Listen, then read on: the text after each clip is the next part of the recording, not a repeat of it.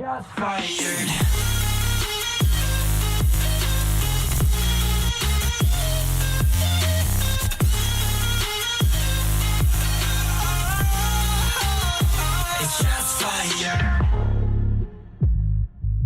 What is going on, Flame Gang? It's your boy Flame Singers here, and I'm back with another awesome video for you guys. So in today's video, we're doing another flame fixes, and actually it's not really a fix, it's more of an install. We're going to be installing this auto start into my truck today, and I thought I'd go ahead and show you guys that because I've already done so much work on my truck already.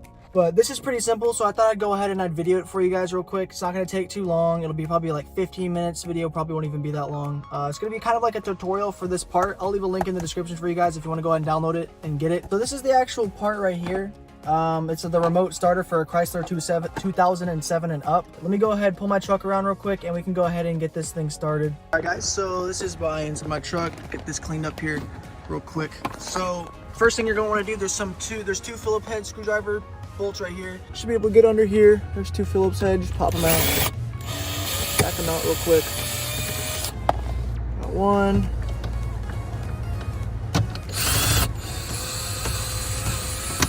And got two.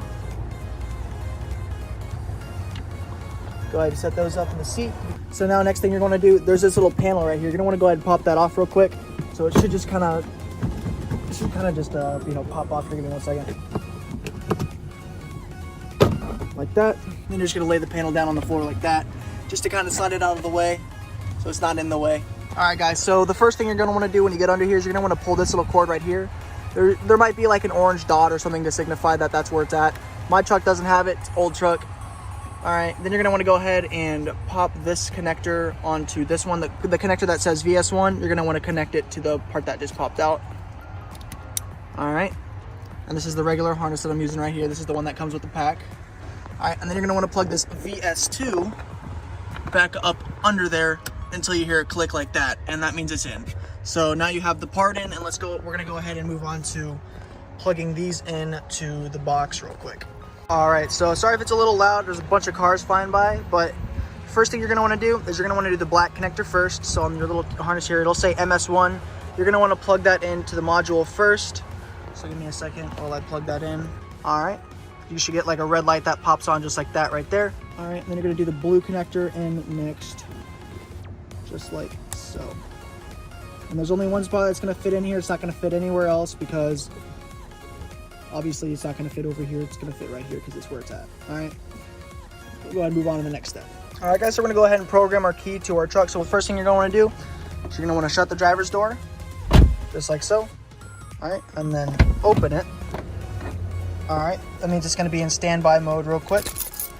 Then you're gonna wanna go ahead and put your key into the ignition, flick it to the on. Should get a flashing green light just like so. Then you're gonna wanna remove the key, press the unlock button. We should get a solid green light just right there. It means it's programmed. And let's go ahead and get her fixed up, and I'll show you guys how it works in just a second. All right, guys, so I got the panel on real quickly here. I haven't screwed it in or anything, so it's gonna be a little loose.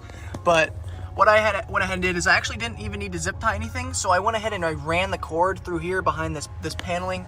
And behind the carpet, there's gonna be a little box spot that you can put it in right here. So this isn't gonna affect anything. It's not gonna mess with your AC or anything like that. It's just kind of an empty spot for you. So I went ahead and put it in right there. And yeah, and then I just kind of fed the wiring behind the carpet here so that it's out of the way and out of sight, out of mind. You can certainly zip tie it if you'd like, but I didn't really want to worry about zip tying it. So if I need to take it apart, work on it, take the dash again, it's easy access, so I don't have to cut any zip ties or anything like that. So yeah. All right, guys, so once you got it programmed up, what you're gonna wanna go ahead and do is you're gonna wanna press the lock button 3 times consecutively, about half a second each. We'll go ahead and do that real quick. All right, it's gonna enter standby mode. There we go, and she's started up. You're gonna come over, you're gonna press your unlock button. My unlock button will work, there we go. You're gonna get in. All right. Then you're gonna slide your key into the on switch position, press the brake, like so, release the brake, and you've just successfully taken over your vehicle. And then you can just go ahead and start driving. So yeah, that's pretty simple. And if you want to reverse the process, if you want to turn off the auto start, you just hit the lock button 3 times consecutively and it would just turn it off for you. So that's going to wrap it up for today's video, guys. I sure hope you guys did enjoy. And if you did, don't forget to go down, hit that subscribe button, hit that like button. I do a bunch of different content, a bunch of different things, music videos, gaming videos, how-to videos, just a ton of different things. So yeah, with all that said, I'll go ahead and see you guys here in the next video. Hope y'all have a great day. And until the next one, peace.